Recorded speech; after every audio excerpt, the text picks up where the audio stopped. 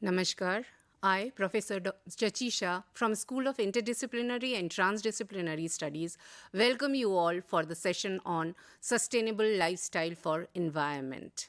Today, in this session, I'll be covering the background of sustainable lifestyle, its options, opportunities, and challenges, how sustainable consumption and production affect our ecological footprint, and various lifestyle areas, especially food, leisure, consumption of goods and services, mobility, and other affect our lifestyle and our sustainability of our earth. So, to begin with, the various practices, various habits which we make in our daily life, it has impact on our ecology, it has impact on our economy and society. How we live, what we eat, what ways we use to relax ourselves and other activity, it has direct impact on the well-being of this earth and ecological impact on the earth. The consumption pattern of the earth is basically driven by resource use and energy requirement. For example, if I talk about the food consumption, we know that the resources or agriculture produce which we use for our food, basically they are wheat, rice, and other crops. When we say the food scarcity, for growing of the food, number of resources are being used, whether it is land resource, fertilizer, other material resource, water, and other activities. So, for production of these resources, large amount of energy is being used. When we say the food, there are plant-based food and there are food which is based on meat and other product. When we say the meat, the production of meat required larger land area, it required larger water consumption, and also it affect the biodiversity and responsible for greenhouse gas. So the choice between the food we eat, it also affect the sustainability of environment, and also it is part of a sustainable lifestyle. At the same way, now if we talk about the food which we use, whether it is locally grown or the food which we are importing. The transportation is also again responsible for greenhouse gas and in a way climate change. The third thing, now we are moving toward the cities. We are becoming more urbanized. This urbanized culture, the culture which is based on our lifestyle which is either for our status, for our respect, for our leisure. For example, the use of various type of automobiles, various type of mobile electronic gadgets, it also affect our earth and various resources. Keeping in view all these things, today I'll be discussing about what sustainable lifestyle is, why it is important, and how we can practice the lifestyle for sustainability of the earth and for the well-being of this earth. So to begin with, few definition of sustainable lifestyle, it has been defined in number of ways, and the sustainable lifestyle is not a universal lifestyle. It depends upon the place, upon the people, upon the different type of consumption and production patterns. But to give you a view or a definition of sustainable lifestyle, a sustainable lifestyle is a cluster of habits and patterns of behavior embedded in a society. Like just now I said that the kind of food choice we made, the kind of energy requirement we take, the kind of construction at our house we are having. For example, in India, when we talk about the automobile, the number of SUVs in India is increasing day by day. So the kind of fuel which is consumed by this type of vehicle, it causes climate change and greenhouse gases, the road congestion, the mobility, and also the competition for the resources is also increasing. So it talks about the practices and habits, pattern of behavior which is embedded in the society. When we talk about sustainable lifestyle, it is not individual responsibility, and only by the action of individual it cannot be achieved. It is a combined responsibility or of institution, governance, government, business, and community, cities, and legal authority as well. So the government has to provide the infrastructure to that will frame the individual choice. The main aim of sustainable lifestyle is to minimize the use of natural resources and thereby generation of waste. We are using the natural resources for our sustenance, whether it is for food, income, shelter, for energy production, or agriculture production. For any activities or human activities, we are using natural resources. The use of fossil fuel is increasing. With the increase of fossil fuel, we are facing several challenges. The climate is changing. There is biodiversity is being lost. There is pollution and waste generation, so on and so forth. So the main aim of sustainable lifestyle is to reduce the consumption of natural resources and the minimization of waste. Due to our lifestyle, which is not sustainable, we are producing large amount of waste, whether it is in the form of municipal solid waste, various type of electronic gadgets which are resulting into electronic waste, or plastic, the wrapping culture, the food which we are ordering from various food utility restaurant, or the food wastage, and so on and so forth. So much of waste is being produced. So the main aim of sustainable lifestyle is to reduce the consumption of natural resources and minimization of waste for the well-being of humanity, for having a sustainability of the society, and the equity, when we talk about the equity and social justice, fairness, and prosperity for all. The other definition, if we say the for sustainable lifestyle, is any pattern of individual consumption and social behavior that could be shared by everyone while still maintaining ecological integrity. It is facilitated by institutions, social norms, infrastructure that frame individual choices and action. And basically, the main aim is to regenerative and assimilative capacity of ecosystem to enhance and reduce the resource and waste generation. So what comes when we talk about sustainable lifestyle is efficient infrastructure, efficient goods and services, consumption of goods and services in a way that it is not polluting the environment, it is energy efficient, it is zero waste generating, it is carbon efficient, and less carbon is utilized. When I say goods and services, we know that there are number of services that is provided by ecosystem or by the environment. Ecosystem services, there may be tangible and non-tangible. The goods is in the form of whether it is food resources, water resources, mineral resources, or any other kind of resources. So it provides various type of goods and services. And the main aim, as I was telling, minimization of natural resource consumption and waste generation, thereby reducing the emission of various type of harmful waste into the environment, the gases which cause greenhouse gas emission and resulting into climate change, or reduction of the emission of other type of waste material, whether it is toxic waste, whether it is harmful heavy metals, or other kind of waste which are polluting our environment. So ultimately aims for the socio-economic development and progress for all.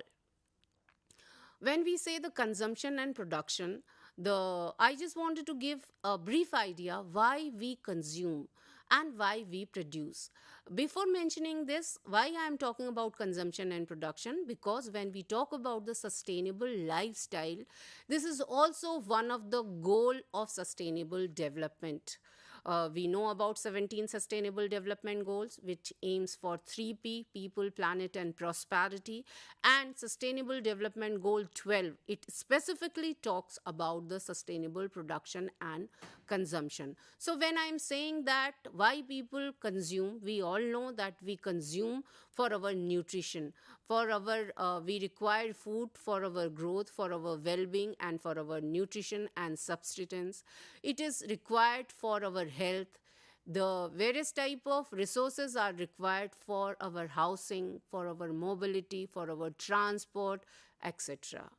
These are the mandatory requirement.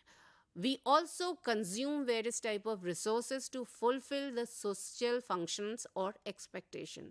Like I was giving the example for the lifestyle for our status, lifestyle for our respects, lifestyle looking at the neighborhood, having the best SUV, having the various type of electronic gadgets, whether we require them or not. So these are also the social requirement or social functions for which we require the resources. Then the advertise. Again, the advertise is taking in a very big way. There are various type of products which are being advertised, and people just to by having the without having the need, they want them. So the resources are consumed out of want, not out of need. Like various type of food preferences, various type of consumer good. Here I will give you the example of different type of textile we use. So without thinking about how much resources are being used for the production of that particular textile, we are, just because of some advertising, we are consuming that. We are not thinking about the life cycle assessment, or we are not thinking about how this textile will be thrown or can be reused, recycled, and we are just consuming without looking at the ecological impact of that particular textile. In that matter, anything or any product which are being advertised. And then also out of response of social media and advertising market, various type of cosmetics, various type of mobile phones that I was saying, and also to satisfy our personal desires, our preferences, our taste, etc. And the third thing, when there is no choice. So when there is no choice, there is only thing available which is responsible for the polluting the environment or leading into unsustainability. So these are the things why people are consuming various type of product. Here comes the ecological impact of all these unsustainable production and consumption. We are having only one earth, and only one earth was also a United Nations environmental protection theme, and on this also UNEP is providing the sustainable lifestyle education. Number of global, national and international initiatives have been taken for sustainable lifestyle and its impact. The reason for this is that our unsustainable lifestyle is affecting our planet. The planet is able to support a limited number of organism or people, but we have over the or ecological overshoot. We are in a global ecological overshoot. We are utilizing the resources which is 1.5 times more than the earth can support. So this ecological overshoot is affecting our ecological footprint. When we say the ecological footprint, to give you the idea about ecological footprint, it was an analysis which was created by Dr. William E. Rees in the 1980s. It is not a new term. It was already created by William E. Rees in 1980, and it was methodologically developed in the early 1990s with his PhD student, Dr. Mathis Wackernagel.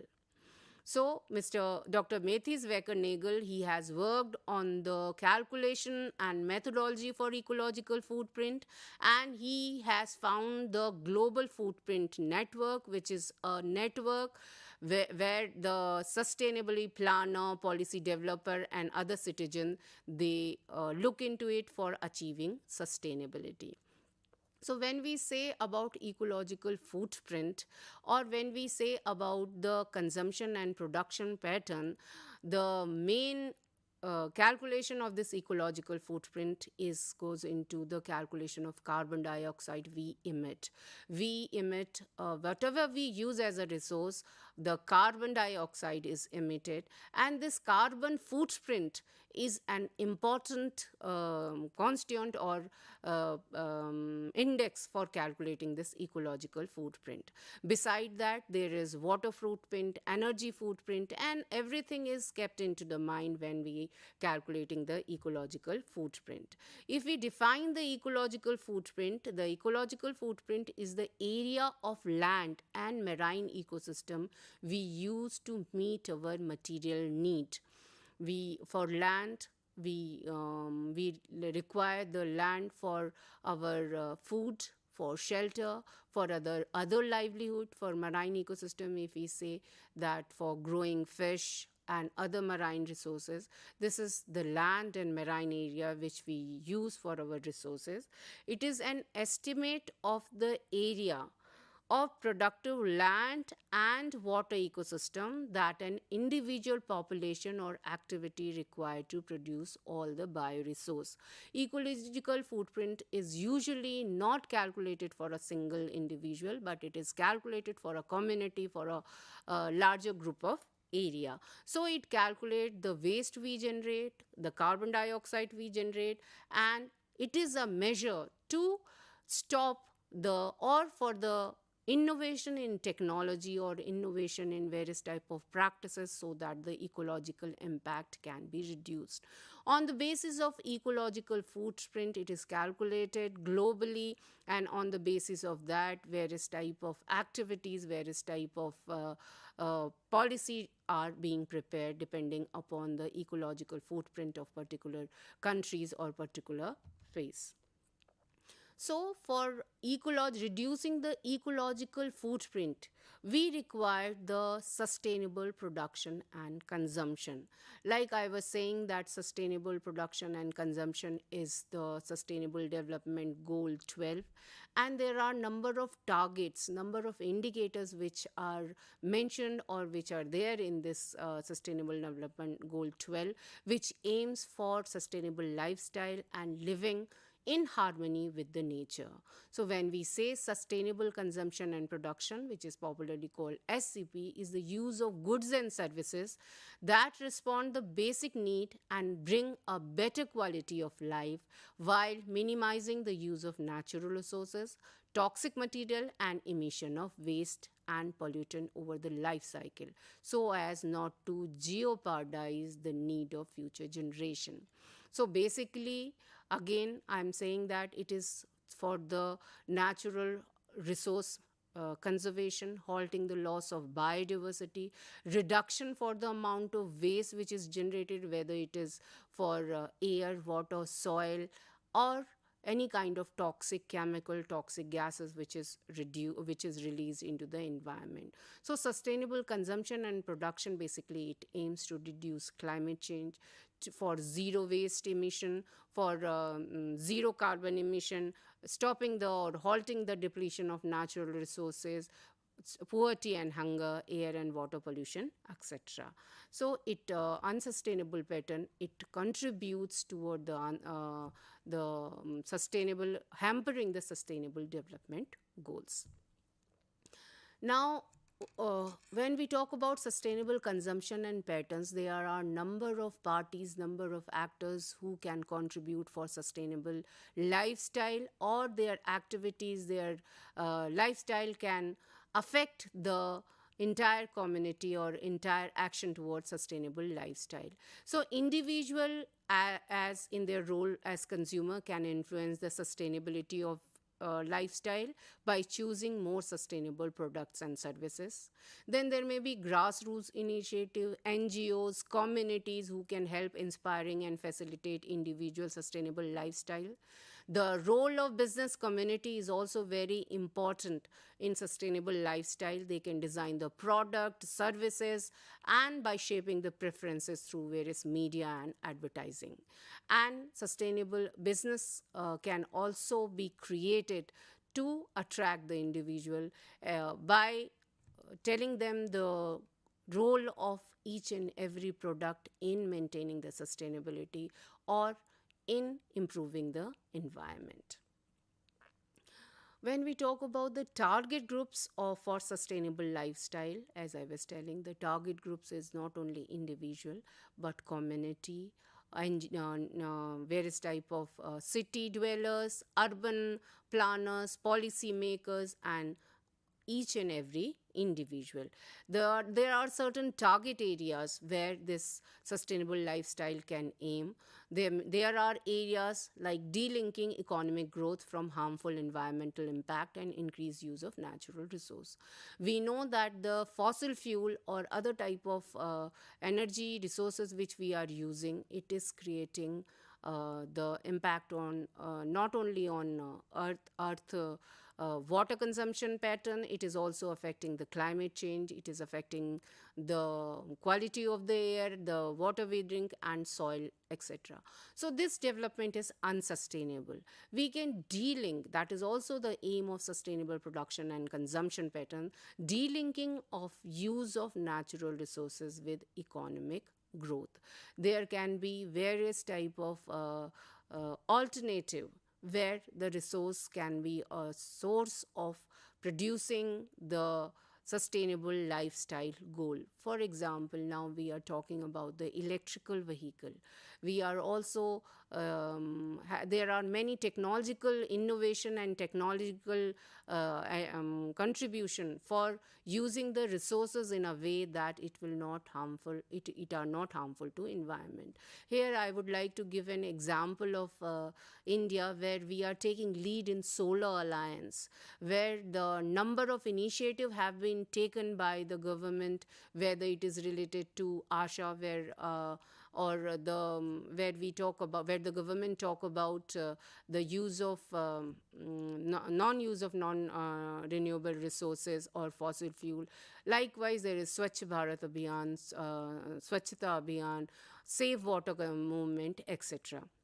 So by delinking the natural resources with economic growth, this is one of the area. Providing clean water and sanitation, sustainable management of water, the environment and individual health, minimizing the risk related to production and use of harmful chemical, and waste management. These may be the target areas when we talk about the sustainable lifestyle.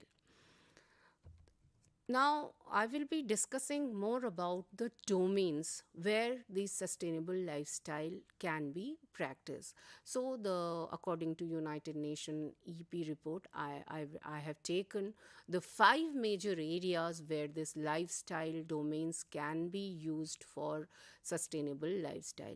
The first and foremost is food. The first domain is food. When we say the food, the major areas can be reduced wasted food at home and in the community. This we can achieve by consuming the small amount of food, by avoiding the wastage of food, distributing the food which is wasted to the needy people, by having a community where the food which is wasted can be distributed. When in adopting the practices in restaurant also, by taking food in a small quantity, the quantity which is required, and avoiding the culture of food packaging or using the various type of food which is more resource consuming.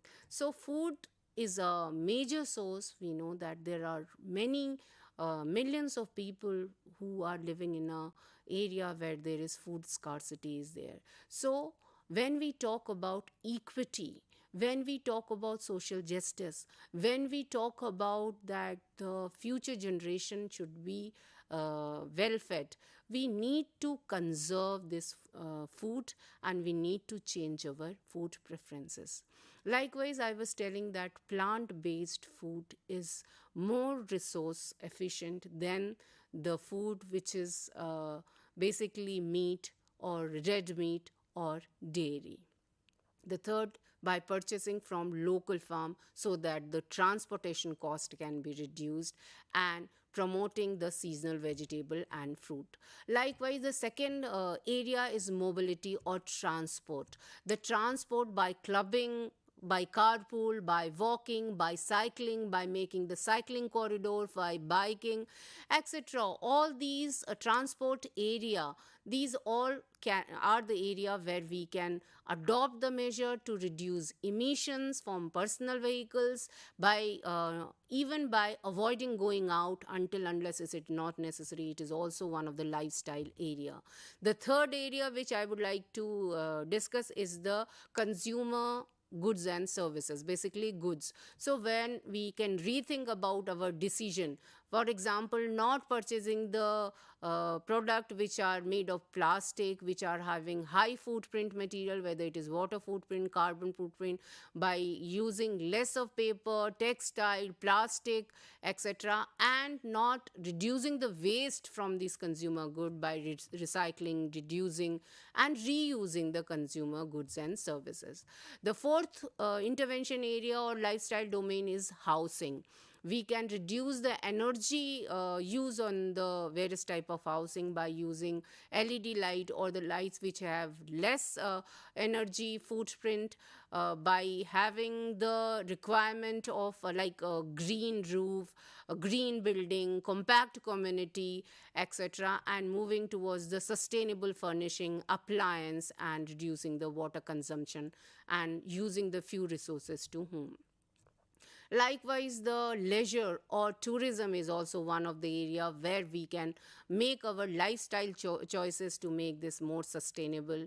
Various type of events which we celebrate, whether it is cultural event, whether it is a religious event, whether it is a national or any other type of event, how we are celebrating it, how we can promote sustainable recreation and reduce the carbon footprint on holidays. So in general, we highlight the well-being with lighter footprint, create campaigns, etc. So these are the basic things which I would like to discuss with you in sustainable lifestyle.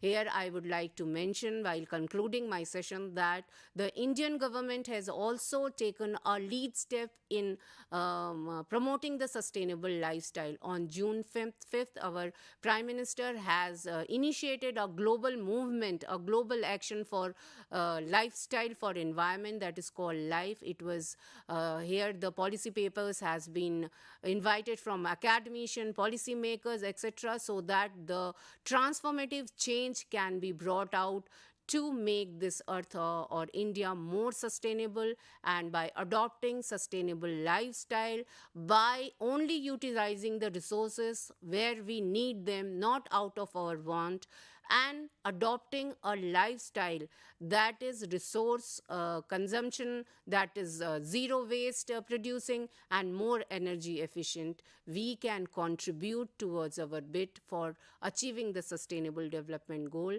for the well-being of humanity, and also making India a more prosperous and environmental friendly community and country.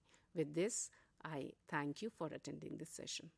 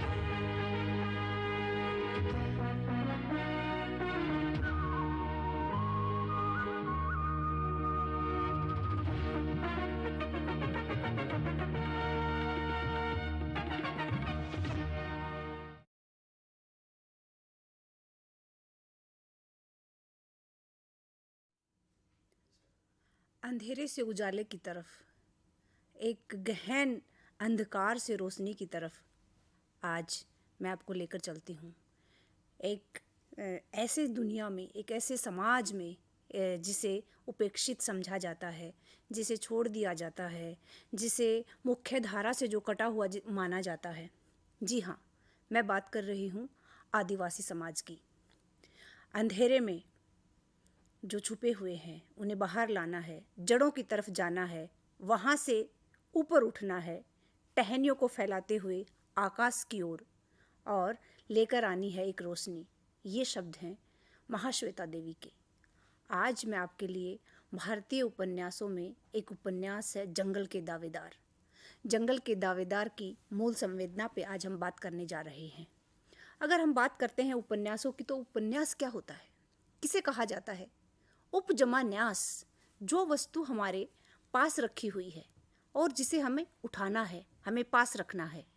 यानी कि पास रखी हुई वस्तु और पास उठाना है, इसका क्या अभिप्राय हुआ?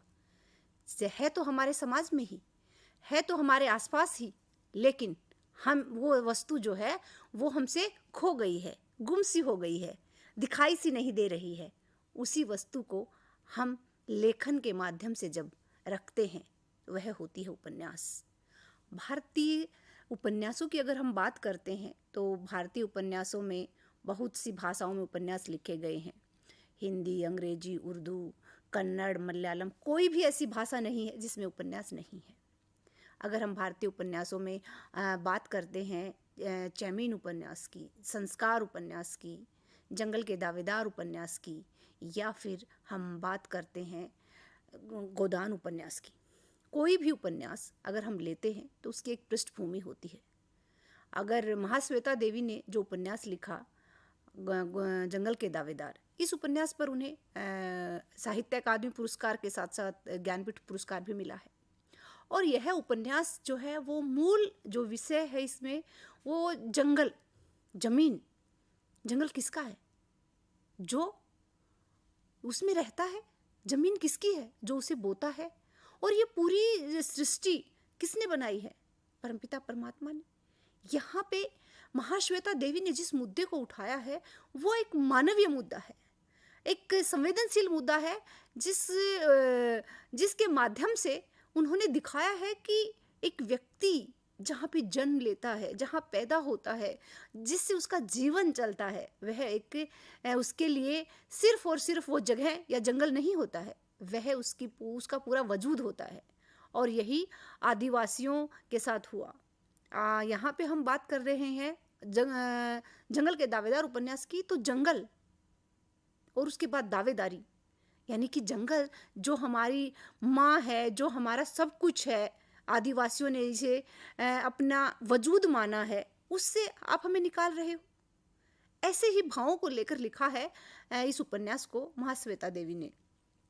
अगर हम बात कर रहे हैं महाश्वेता देवी की, तो महाश्वेता देवी का जन्म 1926 में होता है ढाका में। संयुक्त परिवार में वो पलती बढ़ती हैं।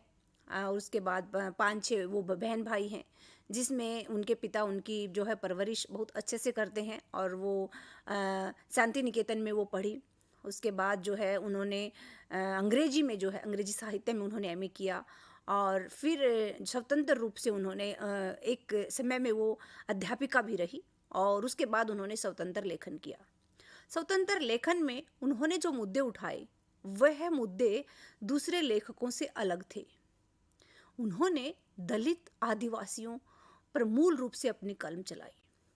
उन्होंने उन लोगों को अपने साहित्य के केंद्र में रखा जो पिछड़े हुए थे। उनका जो है 1000 चौरसी की माँ जो उपन्यास है, जंगल के दावेदार के अलावा, इसके अलावा जो है उन्होंने बहुत से उपन्यास लिखे। झांसी की रानी, गहराती घटाएं, सालगिरह की पुकार, अग्निगर्भ, और बहुत सारी रचनाएं जो हैं उन्होंने साहित्य के अपनी कलम के माध्यम से साहित्य को दी हैं। इनमें से 3 जो उपन्यास है प्रमुख रूप से अग्निगर्भ उपन्यास, 1000 चौरसी की माँ और जंगल के दावेदार, इन उपन्यासों की पृष्ठभूमि आपस में मिलती है। जंगल के दावेदार की अगर हम बात करते हैं तो इसका मुख्य पात्र बिरसा मुंडा है। बिरसा मुंडा जो है वो एक भगवान के रूप में बिरसा मुंडा को स्थापित किया गया है। बिरसा को जो है लोग एक देवता के रूप में आज भी पूजते हैं। आदिवासी उनका जन्मदिन जो है वो आज भी बनाते हैं और बिरसा को आदिवासियों का मसीहा कहा जाता है। और उन्होंने जो है किस प्रकार से एक सामान्य परिवार, धानी मुंडा के घर में उनका जन्म होता है। और सामान्य वो क्या बोलता है अपने बड़े भाई को बिरसा कि जब मैं बड़ा हो जाऊंगा तो मैं बोरे भर भर के मैं क्या लेके आऊँगा, नमक लेके आऊँगा, और माँ मैं तुझे रानी बना दूंगा, मैं तुझे अमीर बना दूंगा। एक ऐसी स्थिति जो इंसान खाने का तो छोड़िए, एक नमक के लिए भी वो इतना संघर्ष कर रहे हैं। ऐसे परिवार में उनका जन्म होता है। उसी परिवेश में पलते बढ़ते हैं। दिखाया गया है कि किस प्रकार उस समय जो दीकू समाज था, जिसका मुख्य प्रतिनिधि इस उपन्यास में अमूल्य को दिखाया गया है। और दीकू जो है वो अंग्रेजों के साथ मिलके एक षड्यंत्र, यानी कि षड्यंत्र करते थे। जो ज़मीनें होती थी उनके ऊपर कब्जा कर लेते थे। अपनी ही ज़मीनों पर आदिवासियों का हक नहीं था और उन्हें बटाई देनी पड़ती थी। और किस प्रकार से उनका शोषण होता था, वो सारी चीज़ें जो हैं वो इस उपन्यास में महाश्वेता देवी ने दिखाई हैं। एक सामान्य इंसान अपने जीवन में क्या चाहता है? वह एक स्वतंत्र, सिर्फ रोटी कपड़ा ही तो नहीं चाहता। वह एक अपनी अस्मिता, अपना वजूद और अपनी ज़मीर को भी तो बचा के रखना चाहता है। एक ऐसी ही लड़ाई है इस उपन्यास में, जंगल के दावेदार उपन्यास में। जंगल के दावेदार उपन्यास की जो शुरुआत है, पहले 18 पेजों में तो महाश्वेता देवी ने सिर्फ और सिर्फ लिखा है कि किस प्रकार से एक जो है माहौल बनाया है कि एक मृत्यु हो जाती है। किसकी? बिरसा मुंडा की। बिरसा मुंडा की मौत से ही तो उपन्यास की शुरुआत होती है। उपन्यास के प्रारंभिक 18 पेजों में दिखाया है महाश्वेता ने कि बिरसा मुंडा की मृत्यु हो जाती है। और मौत के बाद एक ऐसा एंडरसन जो पुलिस अधिकारी है उसको दिखाया गया है कि वो किस प्रकार से कह रहा है कि बिरसा मुंडा की है ना हेजे से उनकी मौत हो गई है। लेकिन हकीकत में जो उनकी मौत का कारण जब निकल कर सामने आता है तो वह होता है बिरसा को जहर दिया गया है, बिरसा को जहर दे के मारा गया है। और ये चीज़ें जब सामने आती हैं तो फिर सारी पृष्ठभूमि उपन्यास को अगर हम खोल कर देखते हैं तो उस पूरी पृष्ठभूमि में जो दिखाया गया है कि किस प्रकार से जो है महाश्वेता देवी दिखा रही हैं कि किस प्रकार से एक सामान्य छोटा सा युवक 23 साल की 20 साल की उम्र में ही वो जो है वो दुनिया से चला जाता है। यहाँ पे हमारे सामने आते हैं भगत सिंह, मातृभूमि के लिए अपना सर्वस्व बलिदान कर देने वाले भगत सिंह का चित्र आंखों के सामने आ जाता है कि एक व्यक्ति कौन सा जज्बा होता है, कौन सा उसमें वो जुनून होता है कि वो एक पल के लिए भी नहीं सोचता है अपनी जान गंवाने के लिए। कहा जाता है कि अगर तुम हमें राज बता दोगे, क्या दिखाया है महाश्वेता देवी ने कि अगर तुम सारी बातें बता देते हो तो क्या जो है बिरसा से कहा जाता है अगर तुम सारी चीज़ें हमारे समक्ष रख देते हो तो जो है तुम्हें मुक्त कर दिया जाएगा। बिरसा कहता है कि मेरी आज़ादी जो है मैं अकेला नहीं जा रहा हूँ, मेरी आज़ादी तुम लोगों में निहित है, मैं सब कुछ यहीं पे छोड़ के जा रहा हूँ। क्या एक विचार। इसी प्रकार से अग्निगर्भ उपन्यास में भी महाश्वेता देवी ने दिखाया है कि एक बसई टड्डू नाम का जो पात्र है वो सिर्फ एक पात्र नहीं है, वह लड़ता है अपने वजूद के लिए, जंगलों में भटक रहा है जंगलों को बचाने के लिए। और यहाँ पे जो है अंग्रेजी जो अंग्रेज थे उनको दिखाया गया है शोषक के रूप में, और जो अधिकारियों को जो प्रशासन है उसको भी उन्होंने एक शोषक के रूप में प्रस्तुत किया है। और दिखाया है कि एक द्रौपदी नाम का एक पात्र है अग्निगर्भ, यानी कि अग्नि और गर्भ। जब गर्भ में अग्नि है तो क्या पैदा होगा? ज्वाला। एक ऐसी ज्वाला पैदा होगी जो एक ऐसा विद्रोह करेगी कि वो सब कुछ तहस नहस कर देगी। किस चीज़ की अग्नि? अन्याय की अग्नि। अपने जिसे खाने तक को नहीं मिल रहा है वो अपने वजूद के लिए लड़ रहा है। दिखाया गया है कि किस तरीके से जो है द्रौपदी को का शोषण होता है और पुलिस अधिकारी उसके साथ बलात्कार करते हैं। तो उसमें दिखाया गया है कि एक स्त्री जो है उसको वो क्या कहती है, उसके बाद कहते हैं कि चलो अब इसको पुलिस अधिकारी के सामने ले चलो। द्रौपदी कहती है कि मैं कपड़े नहीं पहनूंगी। क्या कौन सी मानसिकता दिखाया है इसमें महाश्वेता देवी ने? महाश्वेता देवी दिखाना चाह रही है कि एक अंतहीन शोषण जो है वो समाप्त होने का नाम नहीं ले रहा है। यहाँ पे एक अगर हम बात कर रहे हैं द्रौपदी पात्र की तो वहाँ पे कुछ थोड़ी सी अति हमें नजर आती है। हमें पता है कि जो हमने कपड़े पहने हैं उसके में क्या है, सबको पता है, लेकिन उसके बावजूद हम उसे ढक के रखते हैं। क्यों?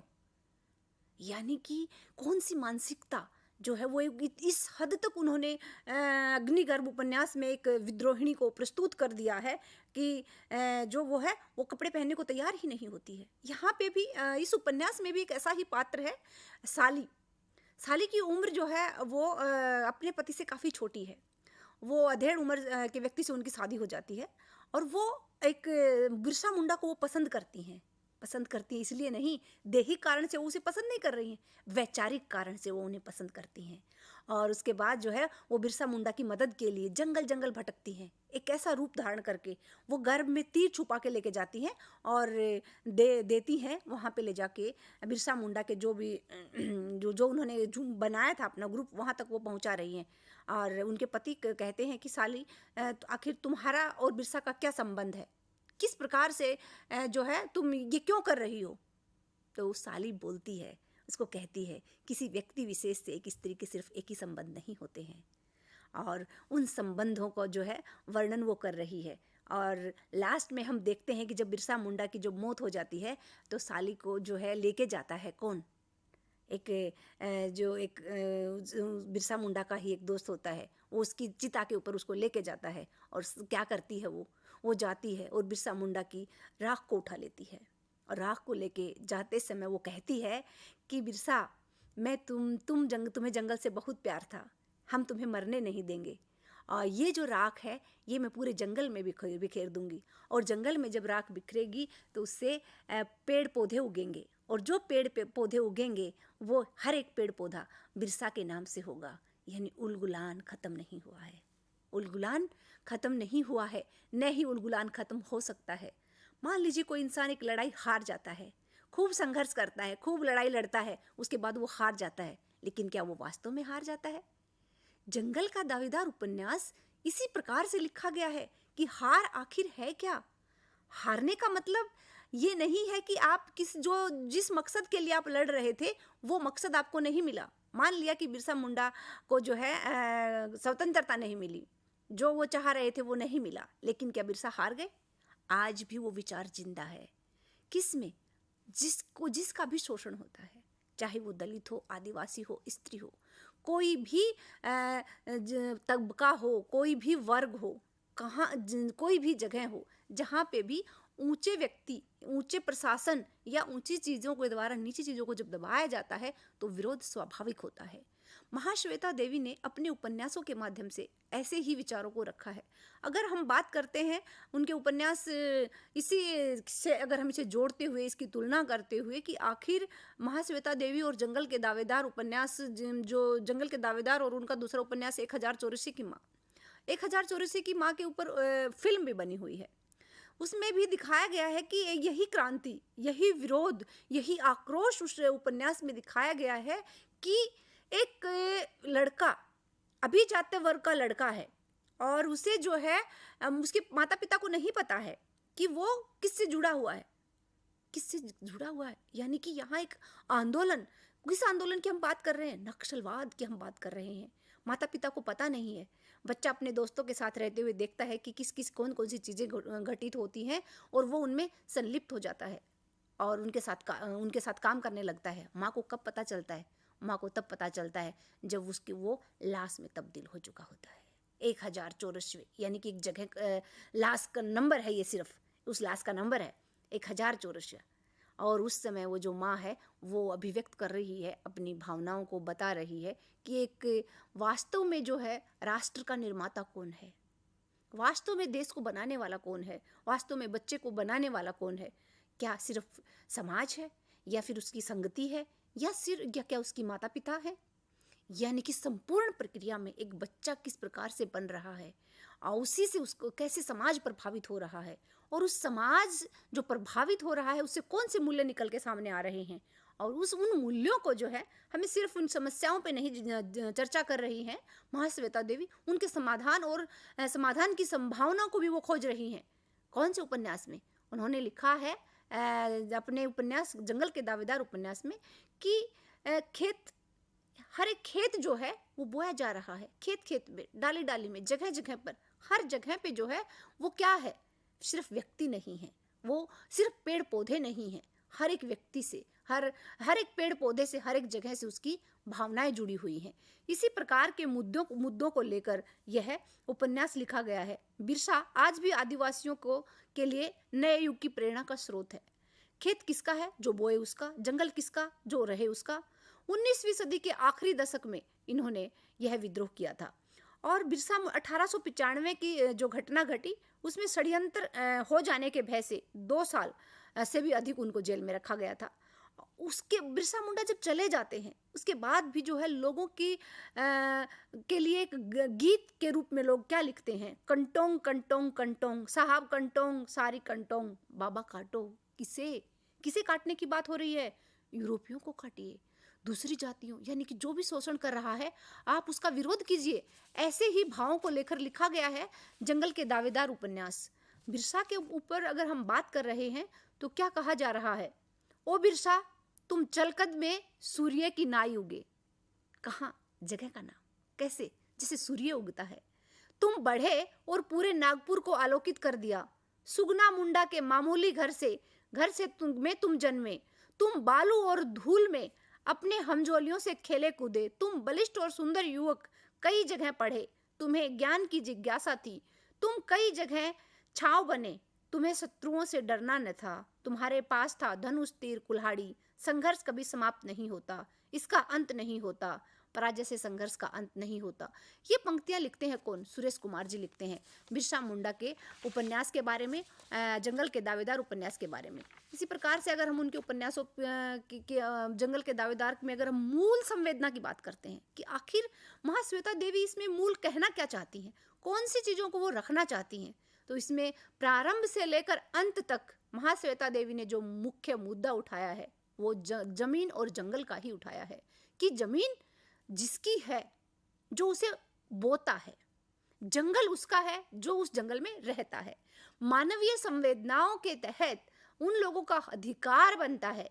यह एक भाव है जिसको उन्होंने इस तरीके से अभिव्यक्त किया है कि उसमें मुख्य पात्र के रूप में बिरसा मुंडा को रखा है। बिरसा मुंडा जो है कोई काल्पनिक पात्र नहीं है।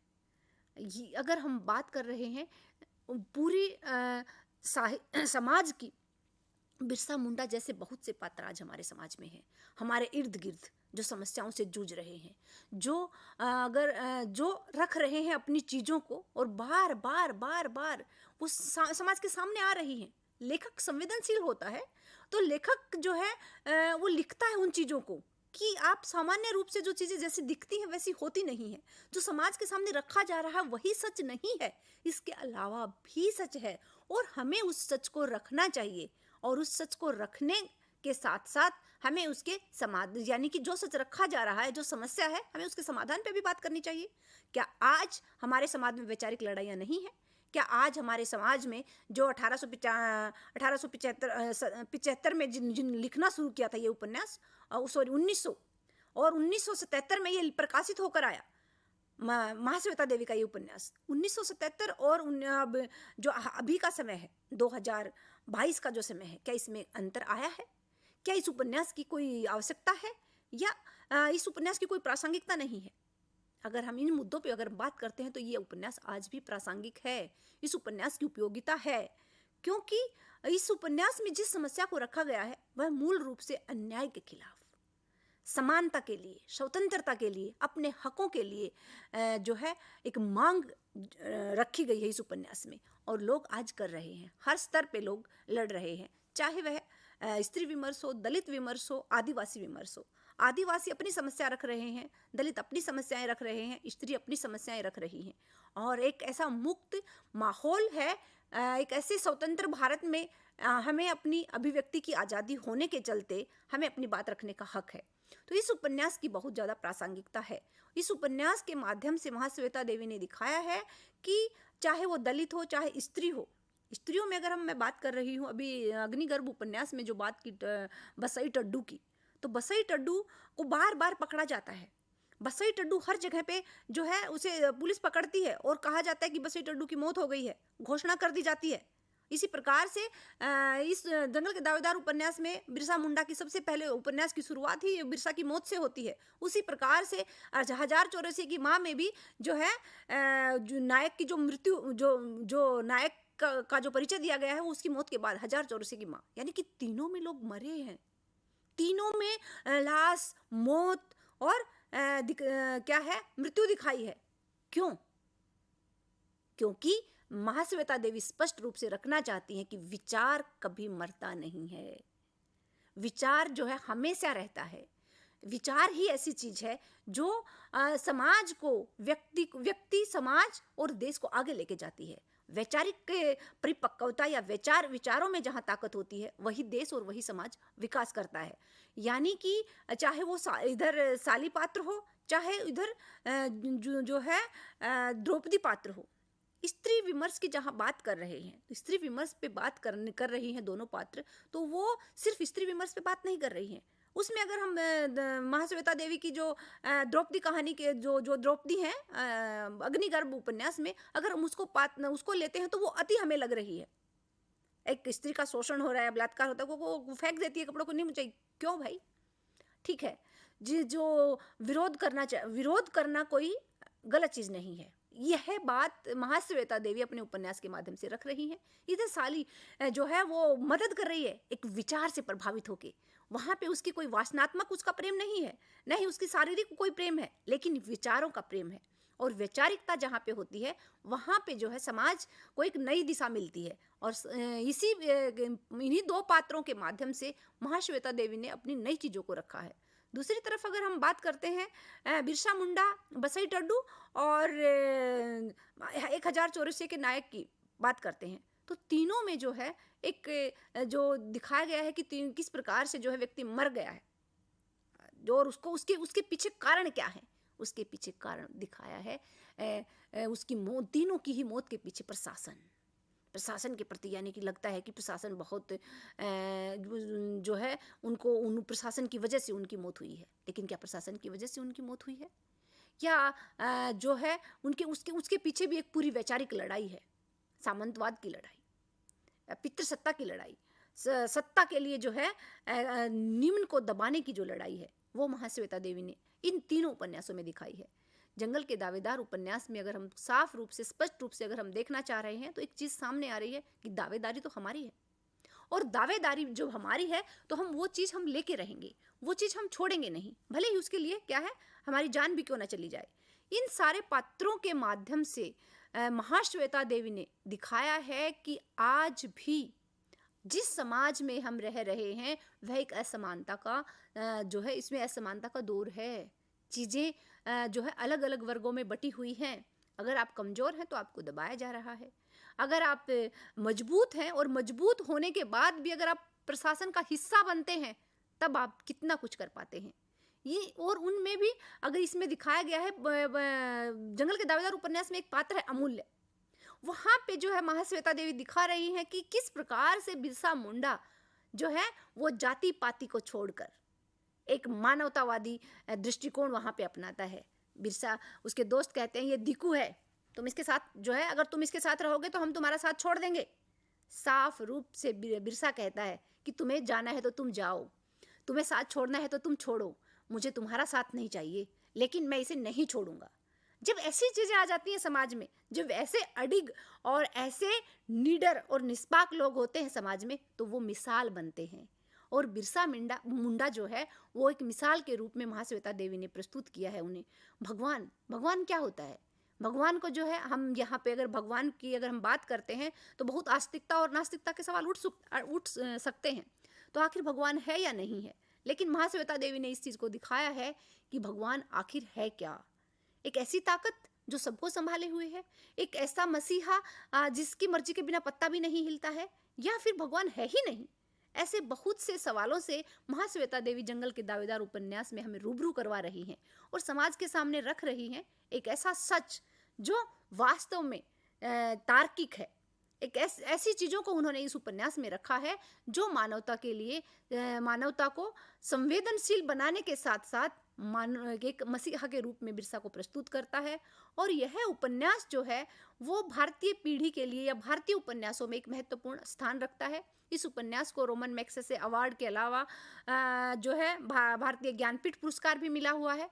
और यह उपन्यास विद्यार्थियों के लिए, सुनने वालों के लिए या पढ़ने वालों के लिए एक बहुत ही अहम भूमिका रखता है।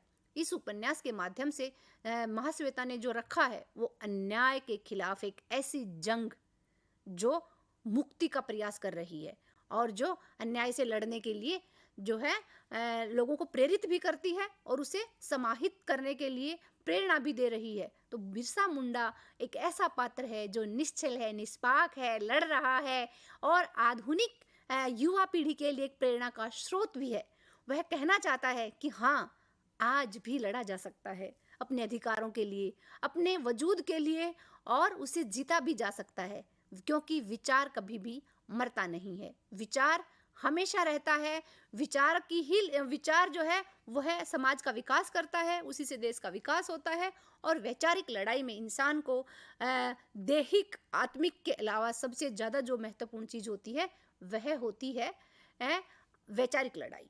तो विचारों से कभी इंसान को समझौता नहीं करना चाहिए, उसे अपने राष्ट्र के लिए, अपने वतन के लिए और अपने देश के लिए बहुत कुछ करने में पीछे नहीं हटना चाहिए। यही इस जंगल के दावेदार उपन्यास की मूल संवेदना थी जो राष्ट्र प्रेम से जुड़ी हुई थी। तो बहुत बहुत धन्यवाद।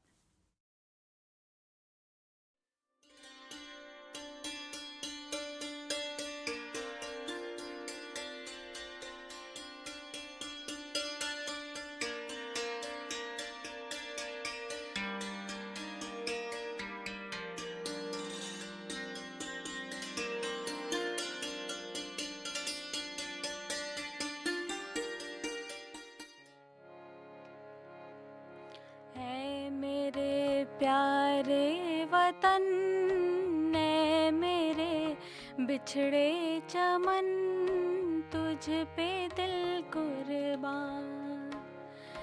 तू ही मेरी आरज़ू, तू ही मेरी आबरू,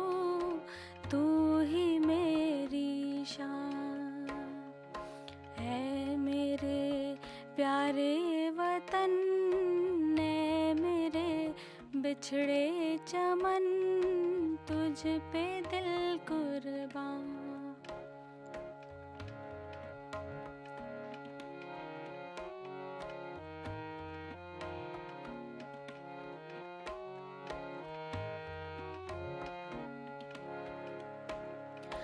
तेरे दामन से जो आए उन हवाओं को सलाम। तेरे दामन से जो आए उन हवाओं को सलाम। चूम लूँ मैं उस जुबां को जिस पे आए तेरा नाम। सबसे प्यारी सुबह तेरी, सबसे रंगी तेरी शाम, तुझ पे दिल कुर्बान। तू ही मेरी आरज़ू, तू ही मेरी आबरू, तू ही मेरी जान।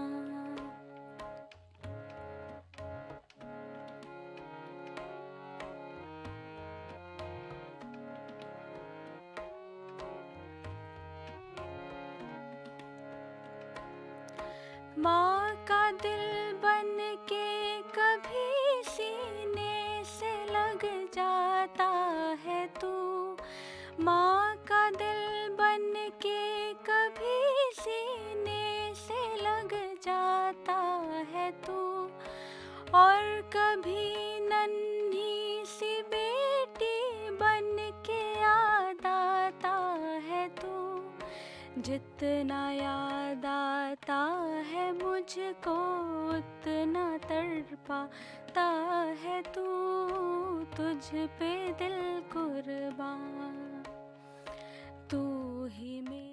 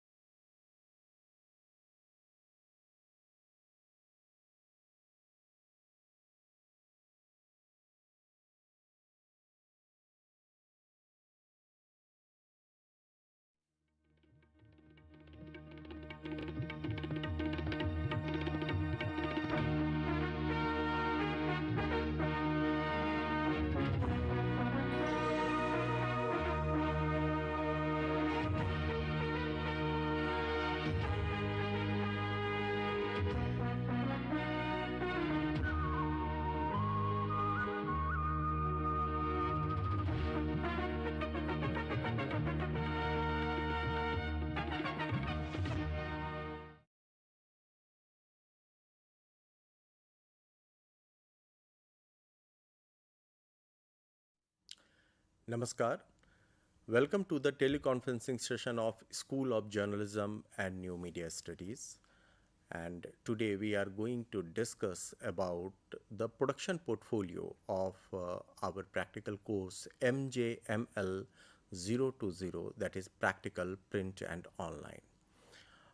Before starting the today's topic, I just want to inform all the learners that the admission process in IGNOU courses are on, and School of Journalism and New Media Studies is offering different programs in journalism and mass communication. Like we have MA in journalism and mass communication, PG diploma in journalism and mass communication, then PG diploma in audio program production, then PG diploma in development communication, PG diploma in digital media, and one certificate program, that is certificate in community radio. And we just recently launched our PG diploma in electronic media also, and you can opt these programs if you are interested in journalism and mass communication. So for all the masters and PG diploma programs, we have the same eligibility criteria. That is, you should have bachelor's degree in any subject, any discipline. So if you are BA, then you are eligible, BCom, BSc, BCA. So graduation degree in any discipline, in any subject, are acceptable. and you can pursue our PG diploma program and our master's program, with graduation in any discipline. And the admission process is completely online. You should visit the IGNOU's official website, that is www.ignou.ac.in, and you will find there the link of admission. Okay, and once you will click that link, you will find a page, admission page, where you can find the common prospectus also. And in this common prospectus you can get the details about all our programs. So we are offering our MAJMC through distance mode as well as through online mode also. So you have both the options, distance mode and online mode. And our other PG diplomas and certificate in community radio all are available through the distance mode. Certificate in community radio, the eligibility is 12th. So if you are 12th pass and if you want to, pursue your career, or if you want to know about the community radio, how to run a community radio, how to set up a community radio station, what are the processes, if you want to get the knowledge about, how to manage or how to maintain a community radio station, so certificate in community radio is useful for you. So that was the brief about the programs offered by School of Journalism and New Media Studies, and the admissions are on.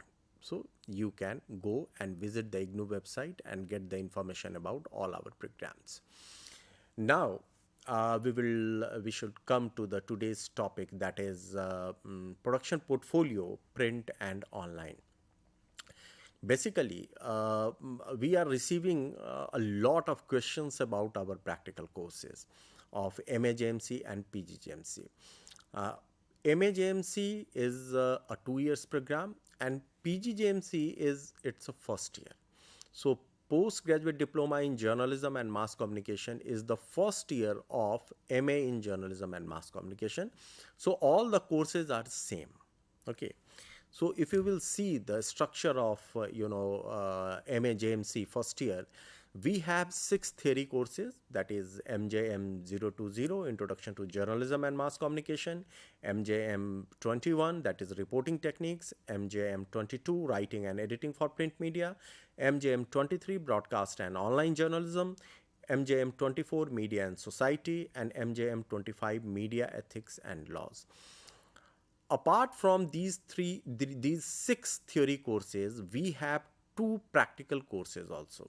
MJML 020, that is practical print and online, and MJML 021, that is practical audiovisual.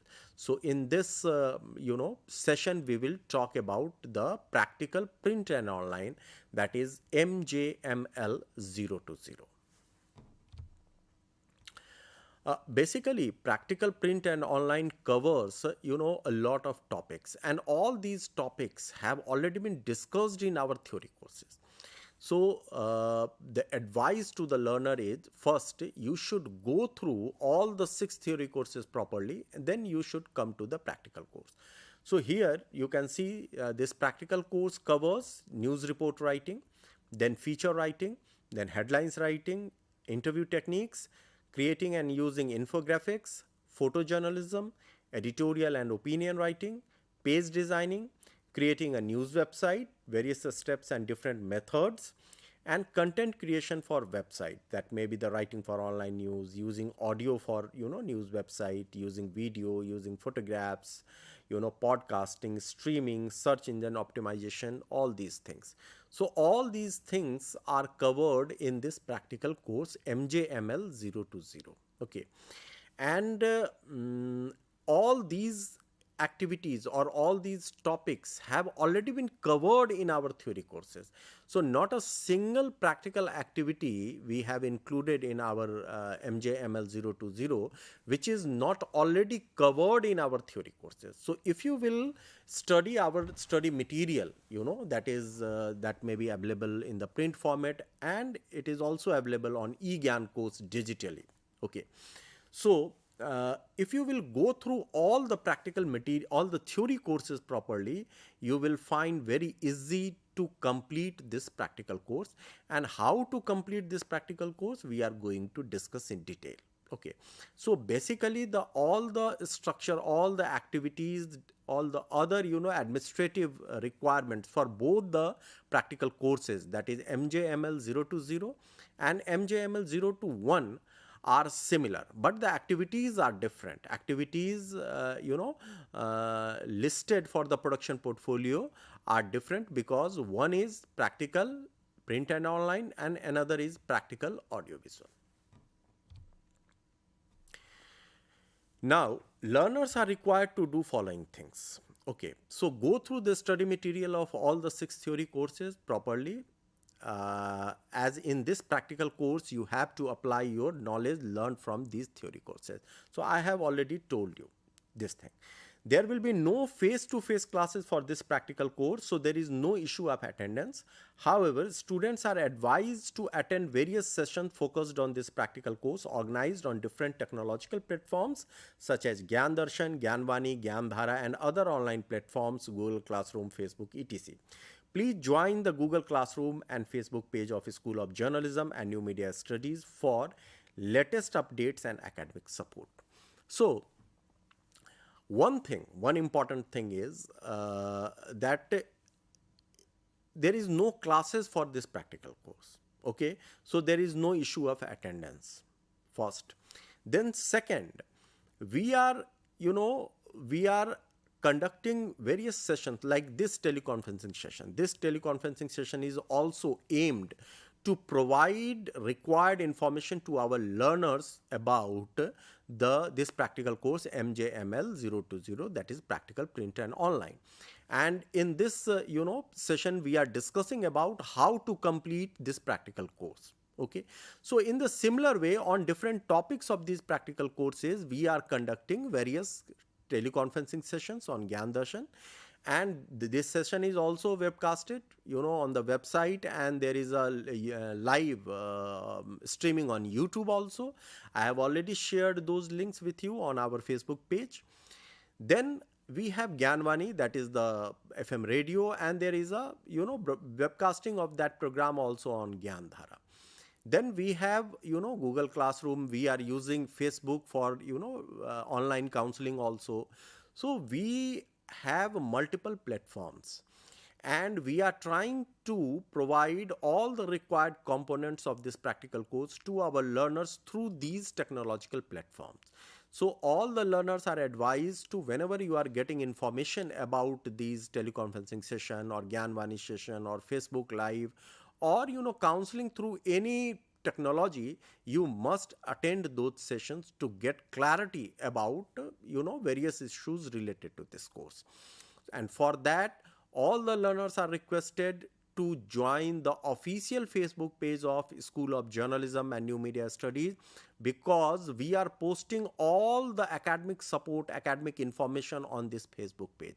So if you are following this Facebook page, you will get all the relevant information about not only about this practical course, about other programs also on this page. So all are requested to join the official Facebook page of School of Journalism and New Media Studies.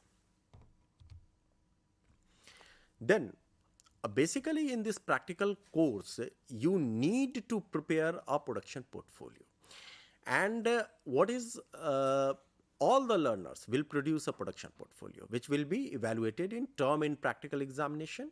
The production portfolio of practical print and online, that is MJML 0 has two major components.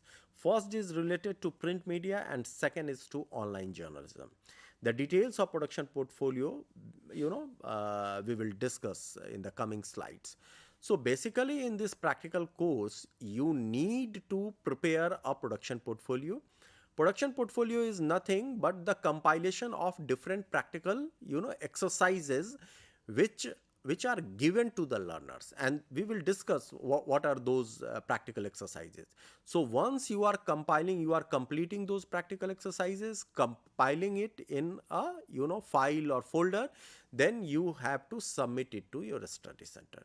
So this practical course MJML 0 covers two major components. One is related to print media and another is related to online media, as its name suggests also, because this is the practical print and online.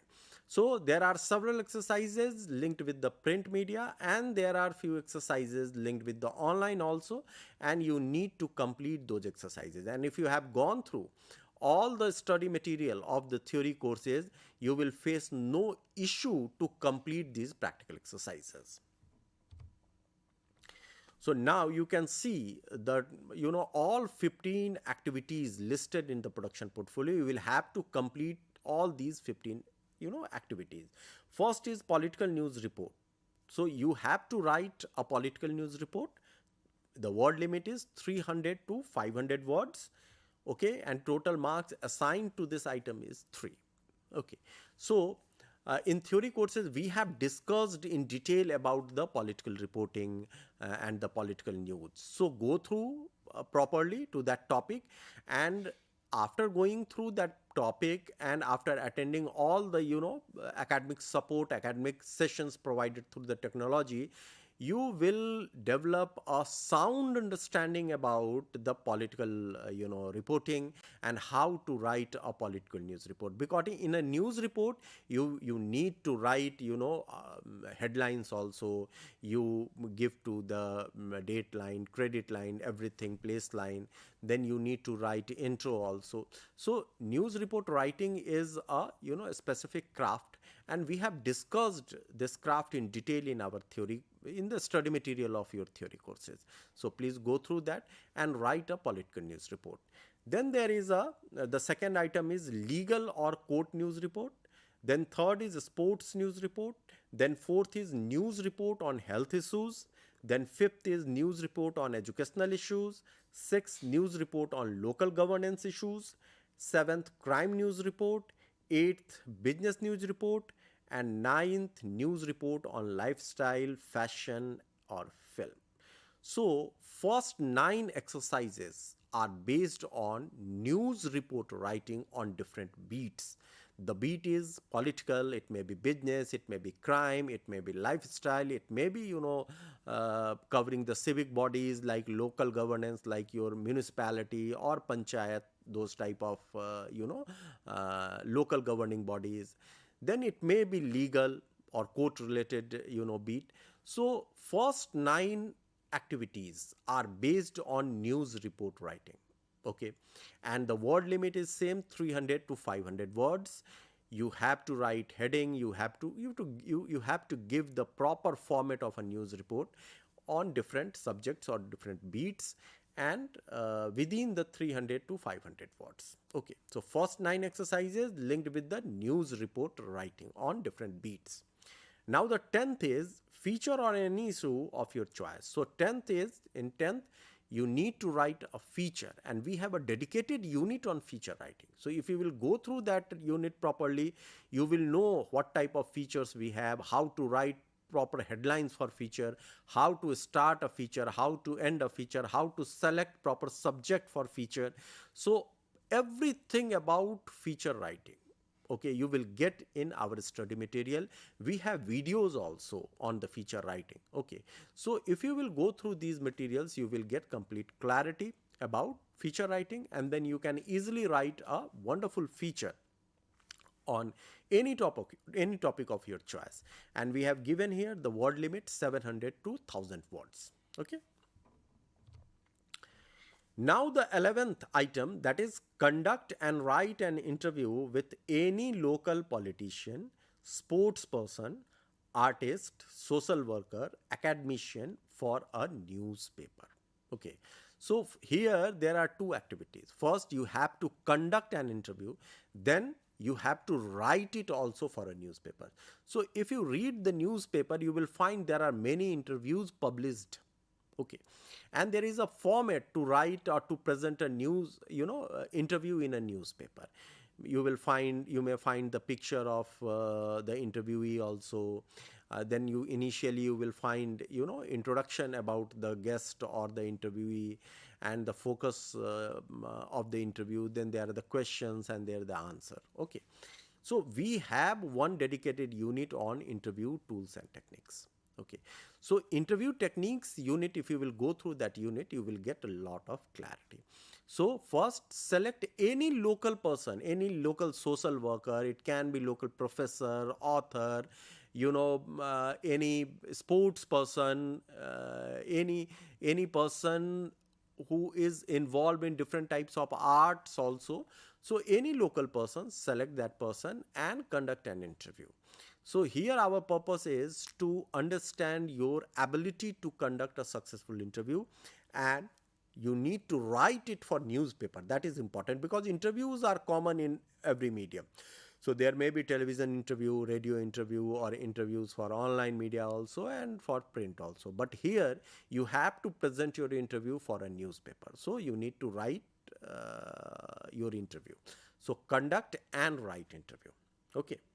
Then the 12th activity is click and print 2 photographs having news value, write their captions to, use any type of camera including mobile phones, provide soft copies in a CD, DVD or pen drive or through any storage device.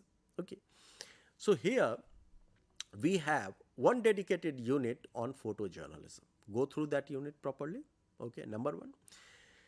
Then there are different types of photography in our life. Okay, so news photography or photojournalism is one type.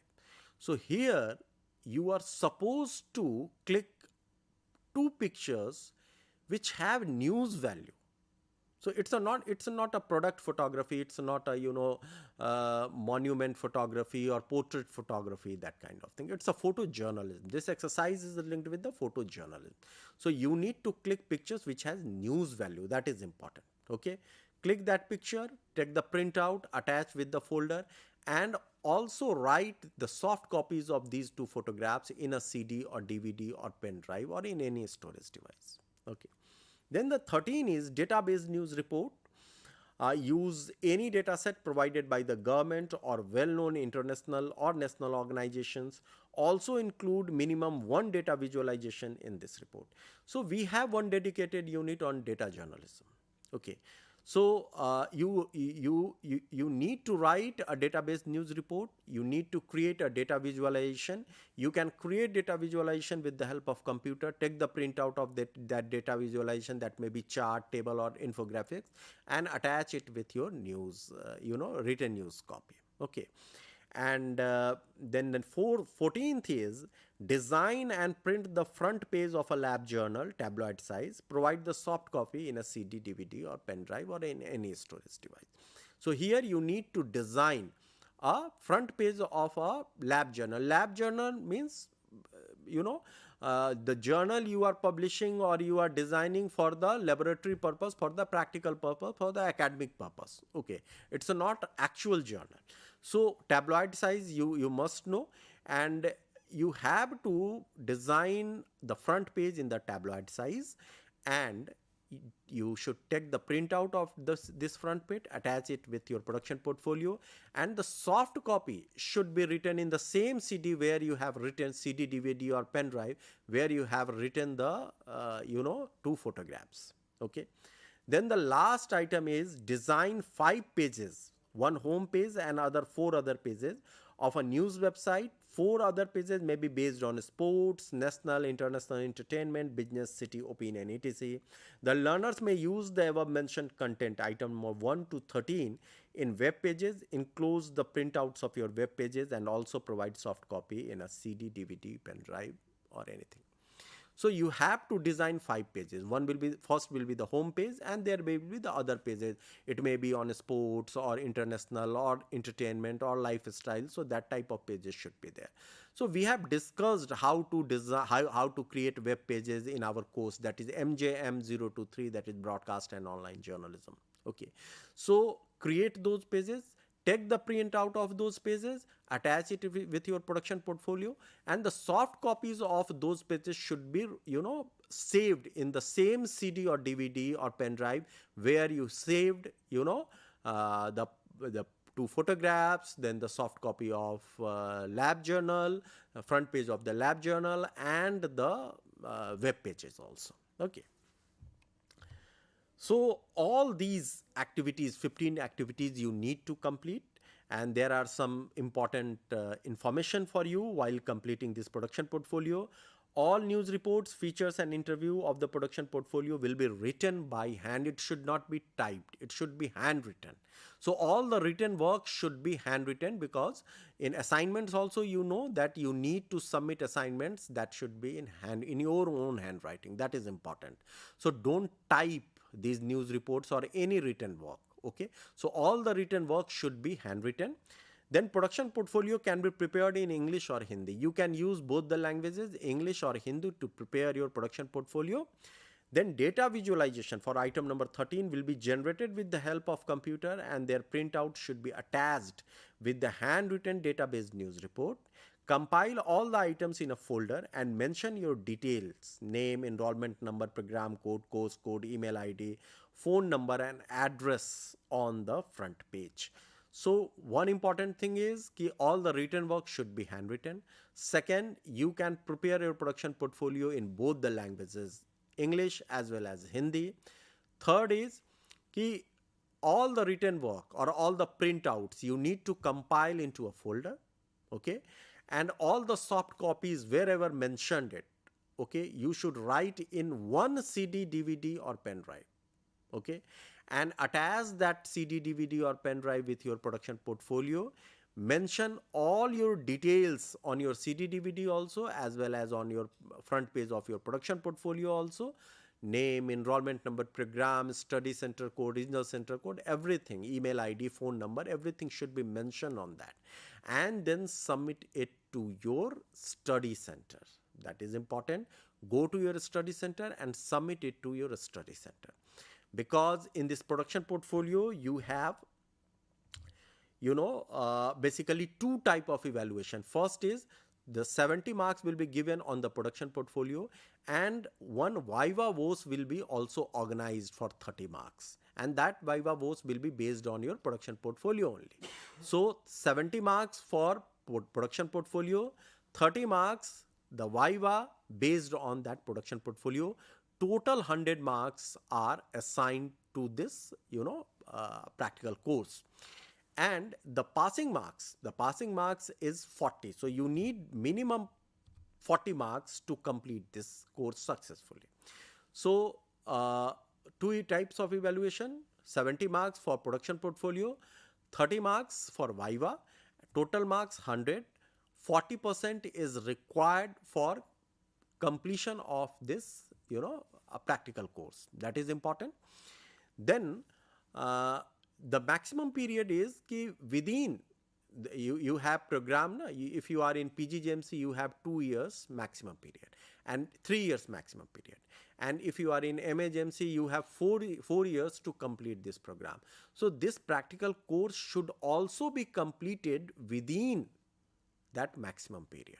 And for this practical course, you need to fill examination form also. So while filling the examination form, you must select this course also. You will find the different course codes. So like theory courses, you need to fill examination form for this practical courses also.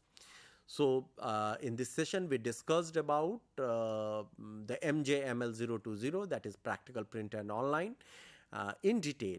And I hope that you found this session useful for you. Thanks for watching.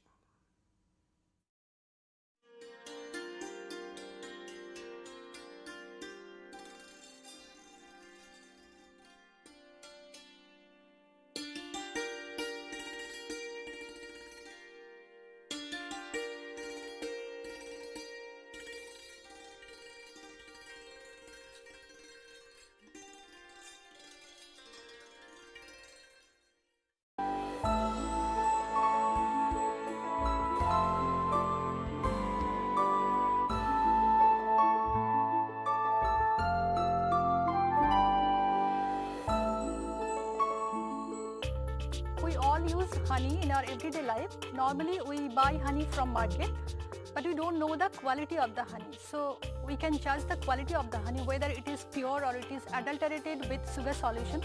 We can do a simple test at home and you can judge whether the honey is pure or adulterated. For this test, we have to take a glass of water. Now we'll add a spoon of honey.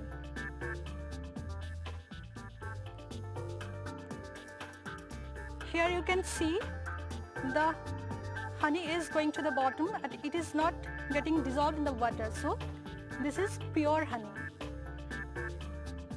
Now we'll take another glass of water and I'll add another sample of honey. Here you can see honey is getting dissolved in the water. That means this is not pure. This is adulterated with sugar solution. So this is a very simple test to judge whether the honey is pure or adulterated.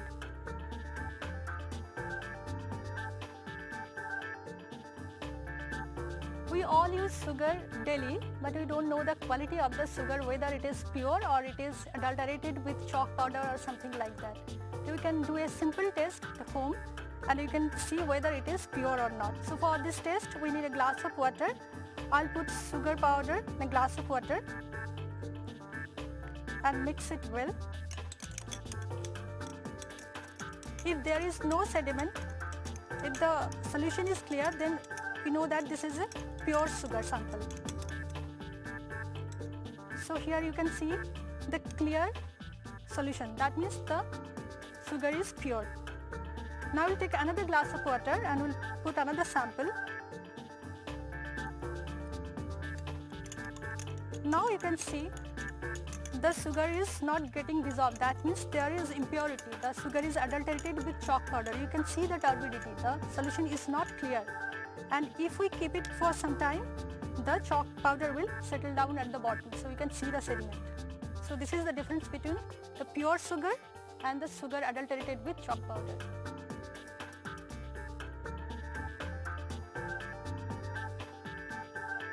We all know that milk is a balanced diet and we all drink milk almost every day, but sometimes milk may also be adulterated with substances, inferior quality substances.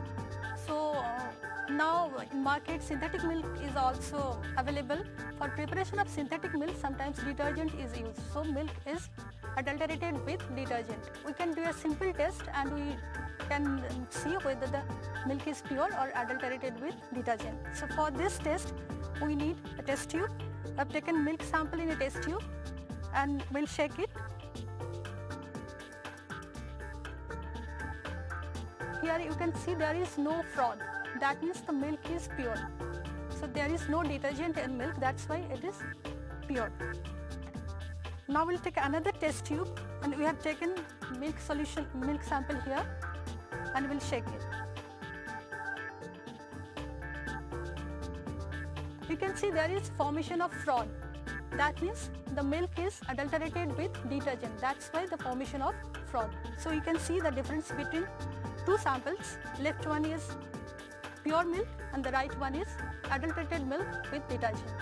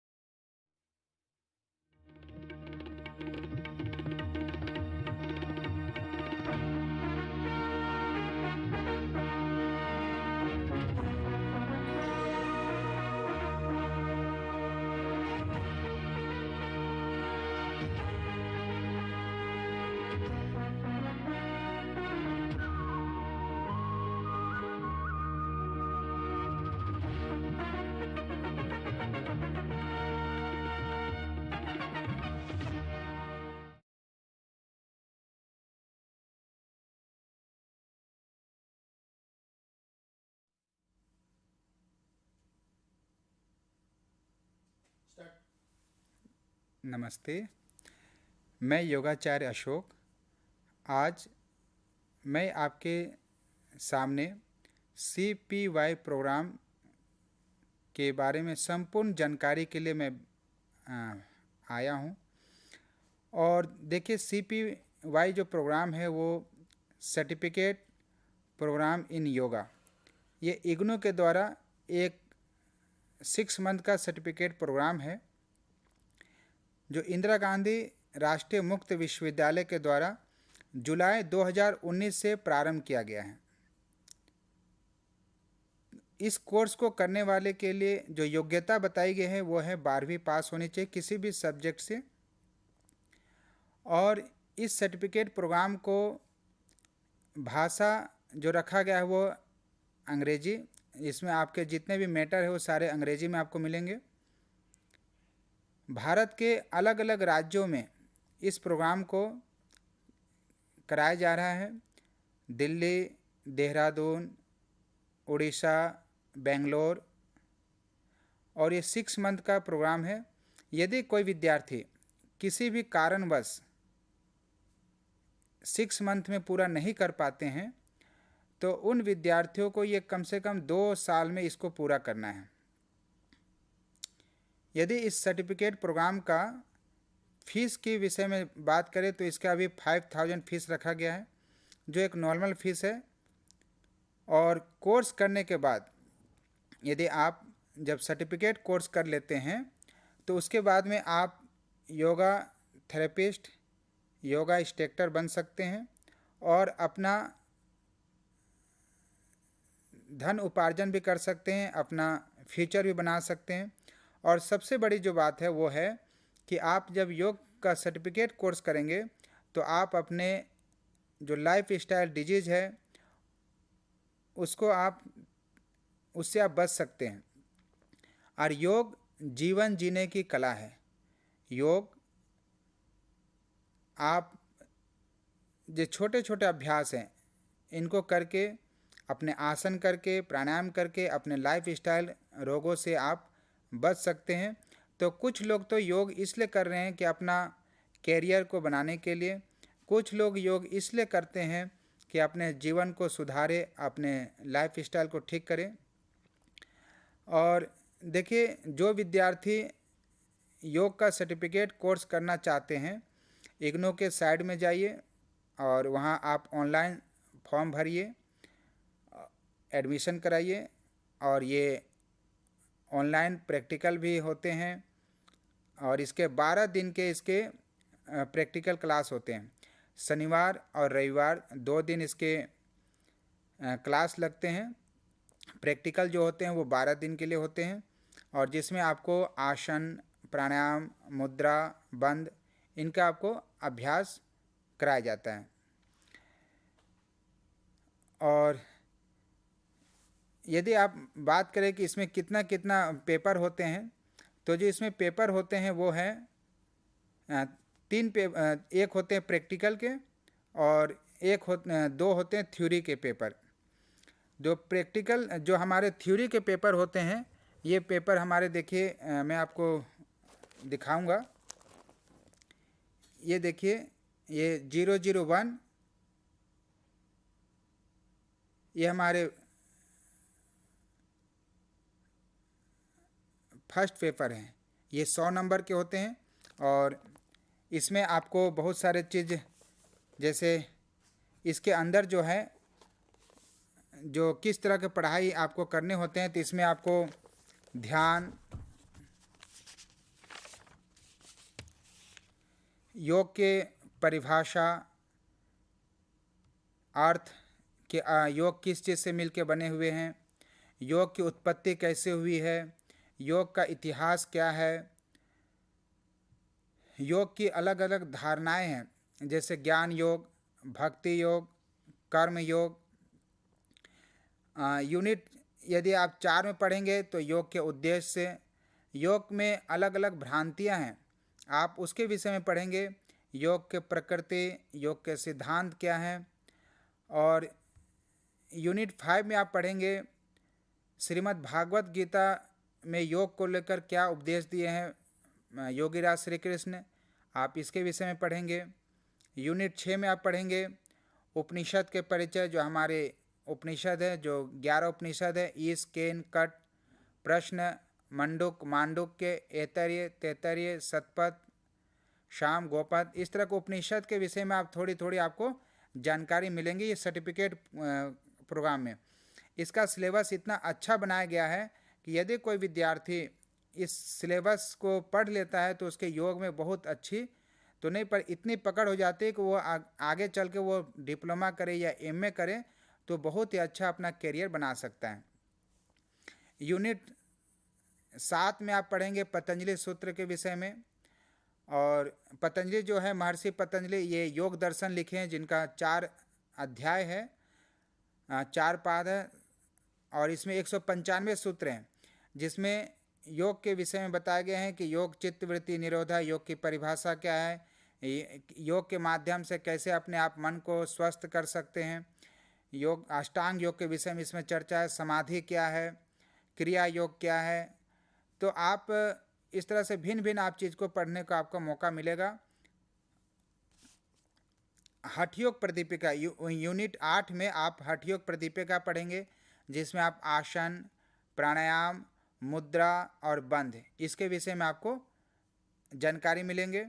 और unit 9 में यदि आप पढ़ेंगे तो घेरंड संहिता, जिसमें घट योग के विषय में चर्चा की गई है।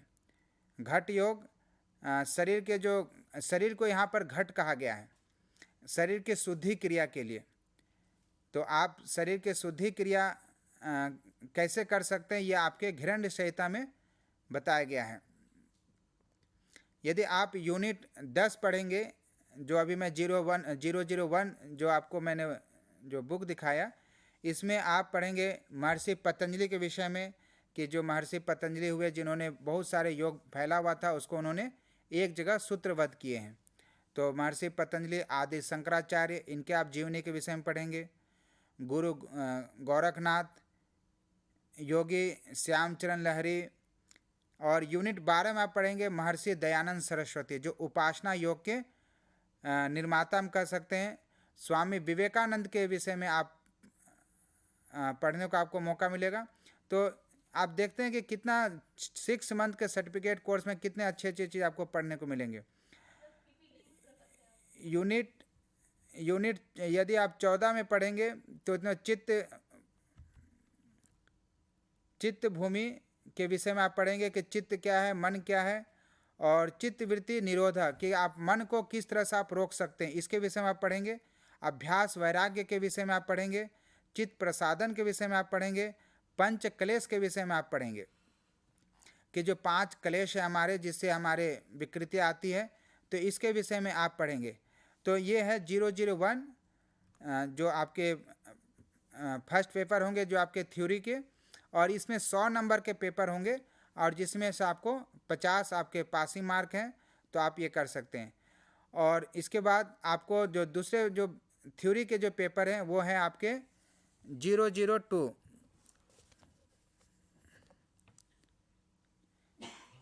ये बुक आपको मैं दिखाऊंगा, ये है 002। ये आपके एक थ्योरी के बुक है। तो इसमें भी आपको यूनिट है इसमें भी, और इसमें आपके 4 ब्लॉक हैं। आप यूनिट 1 में आप पढ़ेंगे, इसमें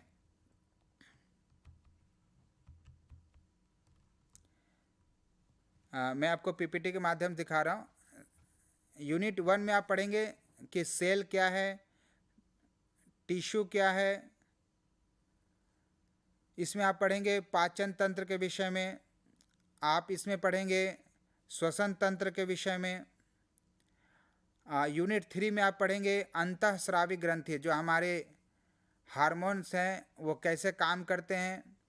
यूनिट 4 में आप पढ़ेंगे लसिका तंत्र, प्रतिरक्षा प्रणाली, जो आपके इम्यून सिस्टम है। जब भी व्यक्ति के इम्यून सिस्टम कमज़ोर हो जाते हैं तो व्यक्ति का जो रोग से लड़ने की जो क्षमता है वो कम हो जाती है।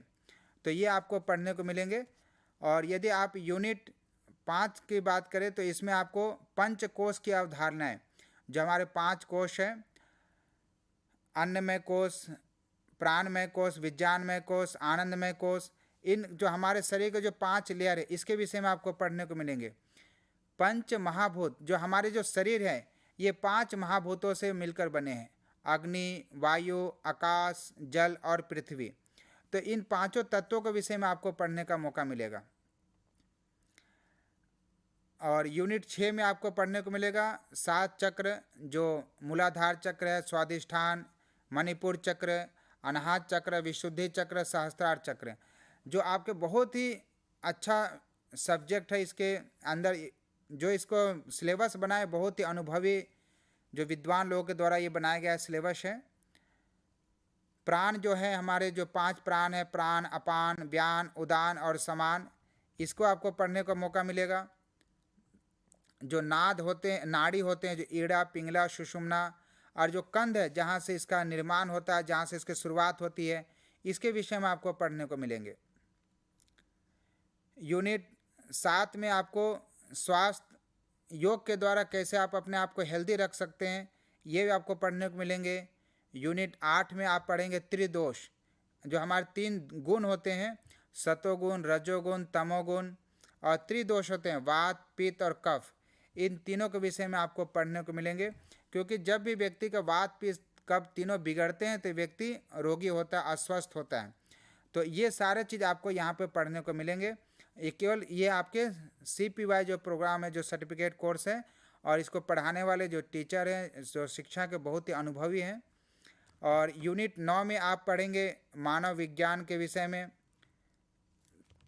यूनिट 10 में आप पढ़ेंगे योग और मानसिक स्वास्थ्य, कि कैसे आप योग के द्वारा अपने मानसिक स्वास्थ्य को आप संतुलित रख सकते हैं, कैसे आप प्राणायाम के द्वारा, ध्यान के द्वारा कैसे अपने मन को आप स्वस्थ कर सकते हैं। व्यक्ति अपने शरीर को तो स्वस्थ कर लेते हैं, परंतु व्यक्ति को अपने मन को भी स्वस्थ करने आना चाहिए, जिसमें योग में ही बहुत अच्छा इसमें उपाय बताया गया है। तो ये सारा कुछ आपको पढ़ने को मिलेंगे। तो इसलिए सर्टिफिकेट प्रोग्राम जो है वो आपको बहुत ही आपके जो जीवन में एक उमंग लाने वाला, जीवन को एक बहुत ही अच्छा दशा और दिशा देने वाला ये सर्टिफिकेट प्रोग्राम आपके लिए सिद्ध होगा। यूनिट 12 में आपको पढ़ाया जाएगा दिनचर्या आपकी क्या होनी चाहिए, आपका लाइफ स्टाइल कैसे होना चाहिए, क्या आपको खाना चाहिए, क्या नहीं खाना चाहिए, ऋतुचर्या क्या होना चाहिए, क्योंकि हमारा शास्त्र कहता है हित भूख, ऋत भूख, मित भूख, कब खाना है, कितना खाना चाहिए, किस लिए हम खा रहे हैं, वात, पित्त, कफ तीनों प्रकृति को देख के खाने होना चाहिए। और उसके बाद में यूनिट 13 में आपको पढ़ाया जाएगा यौगिक आहार, कि योगी लोगों का क्या आहार होना चाहिए, उसका पोषण किस तरह से होना चाहिए। यूनिट 14 में आप पढ़ेंगे यौगिक सिद्धांत का स्वास्थ्य पर इसका प्रभाव, कि जैसे आपके जीवन में योग का क्या प्रभाव पड़ा, कैसे आप योग करके अपने जीवन को आप अग्रसर कर रहे हैं। किसी भी आप फील्ड में हो सकते हैं, आप एक अच्छे वक्ता हो सकते हैं, एक अच्छे आप टीचर हो सकते हैं, वकील हो सकते हैं, आप कॉरपोरेट सेक्टर में हो सकते हैं, परंतु सर्टिफिकेट कोर्स करने के बाद में आप अपने लाइफ स्टाइल को बहुत ही अच्छी तरह से आप जी सकते हैं।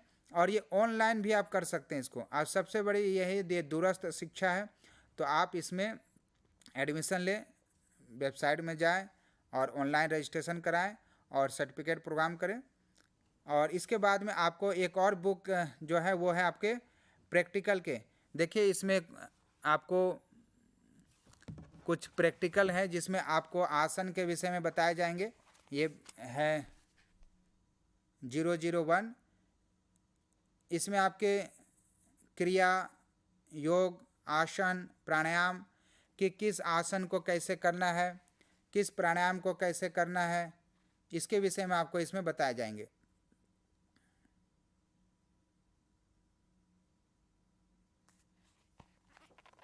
ये भी आपके जो प्रैक्टिकल है ये आपके 100 नंबर के होते हैं, और इसमें भी आपको 50 मार्क लाने आपके ज़रूरी होते हैं। तो इसमें जो है आपको जो प्रैक्टिकल होंगे, प्रैक्टिकल में आपके इसमें आसन के चित्र हैं, इसमें आपके सूक्ष्म क्रियाएं के चित्र हैं। जैसे इसमें आपको ध्यान, जैसे सोहम ध्यान के विषय में आपको पढ़ाए जाएंगे। इसमें आपको संधि संचालन, जो सूक्ष्म क्रियाएं होते हैं वो किस तरह से करने हैं, इसके विषय में आपको बताए गए हैं। षटकर्मा एक बहुत ही महत्वपूर्ण विषय है। षटकर्मा जो 6 अंग होते हैं, इसमें नेते, धोते, बस्ते, कपालभाति, नौली और त्राटक, इसके विषय में बताए जाएंगे, जो कि व्यक्ति अपने डिटॉक्स, अपने शरीर को कैसे शुद्धि क्रिया कर सकता है। ये सारे अभ्यास आपको बताए जाते हैं केवल सर्टिफिकेट प्रोग्राम में। तो आप इससे करके अपने आप को स्वस्थ रख सकते हैं। तो आप सर्टिफिकेट प्रोग्राम, और इसमें आसन बताए जाएंगे, जो घिरण संहिता हठ योग में जो आसन बताए उस आसन के विषय में आपको बताए जाएंगे। सूर्य नमस्कार जो एक आसनों का एक अभ्यास है, एक समूह है, जिसमें 12 बीज मंत्र होते हैं। और आप सभी लोग सुने भी होंगे कि सूर्य नमस्कार, यदि कम समय है तो सूर्य नमस्कार किस तरह से आप करके अपने आप को स्वस्थ रख सकते हैं। आसन, किस आसन को कैसे करना है, किस रोगी को कौन सा आसन नहीं करना है, ये सारा चीज़ आपको आसन में आपको बताए जाएंगे। प्राणायाम बताए जाएंगे। प्राणायाम जो है आपके इसमें सूर्यभेदी प्राणायाम जो बीपी लो वाले के लिए अच्छा है, चंद्रभेदी, नाड़ी शोधन, अनुलोम विलोम, शीतली, शीतकारी, भस्त्रिका, ये सारे प्राणायाम को आपका विधि इसमें बताए जाएंगे। तो ये प्रैक्टिकल जो है वो 100 नंबर के होते हैं, और इसमें आपको 50 मार्क लाने आपको जरूरी होते हैं। और इसमें फिर आपको बताया जाएंगे मुद्रा, जो हमारे मुद्राएं हैं और जो बंद हैं, जो मूल बंद, उड्डयन बंद, जालंधर बंद, महाबंद, इन सब का आपको अभ्यास कराए जाते हैं। तो आप इस सर्टिफिकेट जो प्रोग्राम है इसमें आप एडमिशन लें, और अपने कैरियर को आप इसको कैरियर के रूप में भी इसको अपना सकते हैं।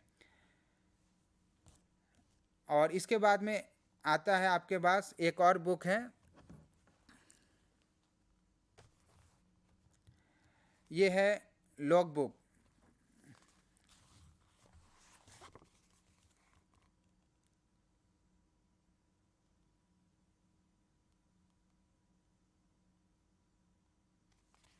इस लॉग बुक में आपको योगा प्रैक्टिकल के अभ्यास कराए जाएंगे। ये देखिए, लॉग बुक में आपको 001 ये लॉग बुक है।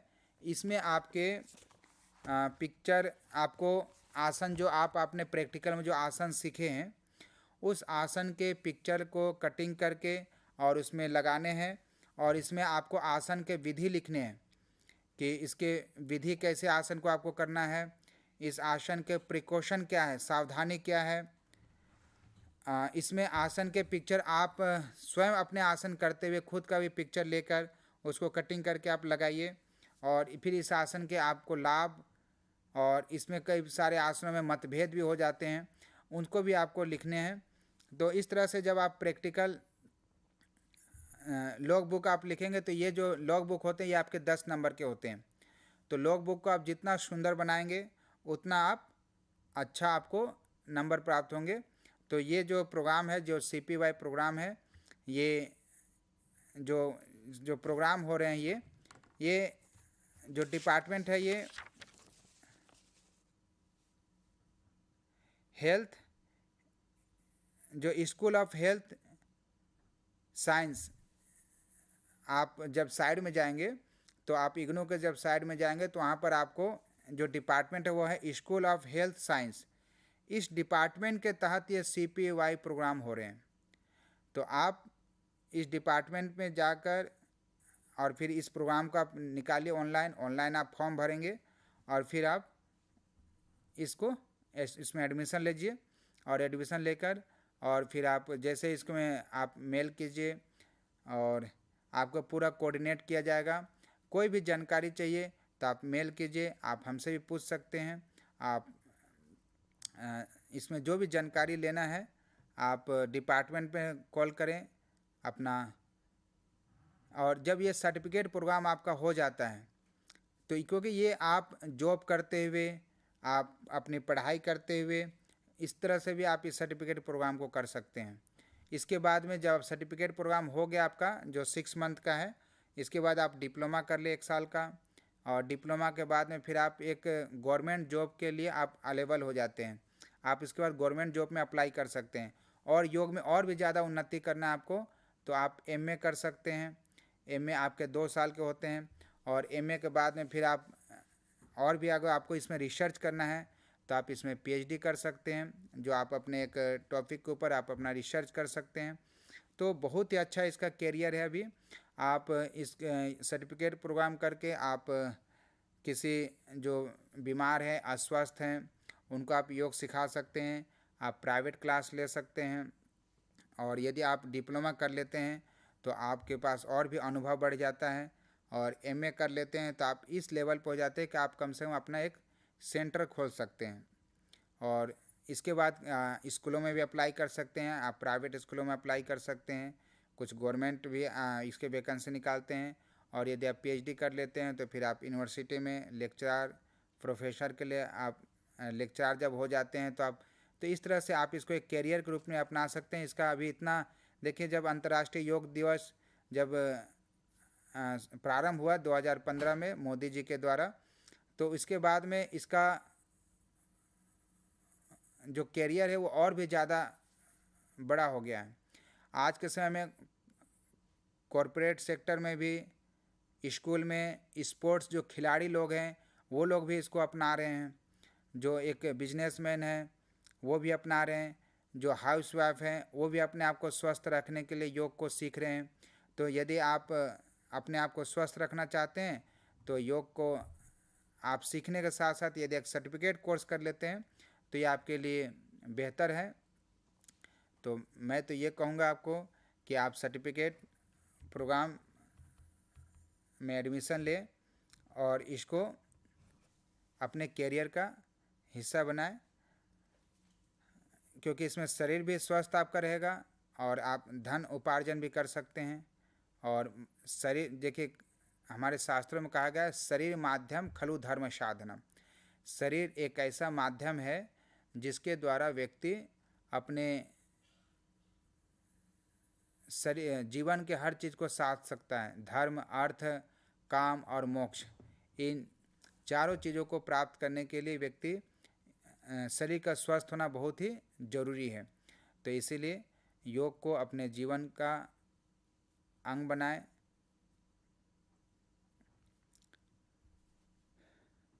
और जब आप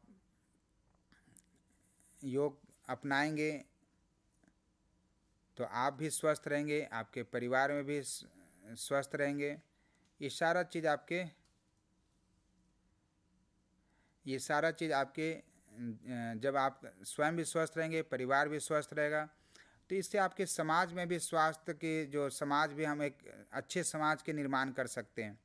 क्योंकि यदि कोई समाज स्वस्थ नहीं है तो उसका प्रभाव आपके परिवार में भी पड़ता है, आपके जीवन में भी पड़ता है।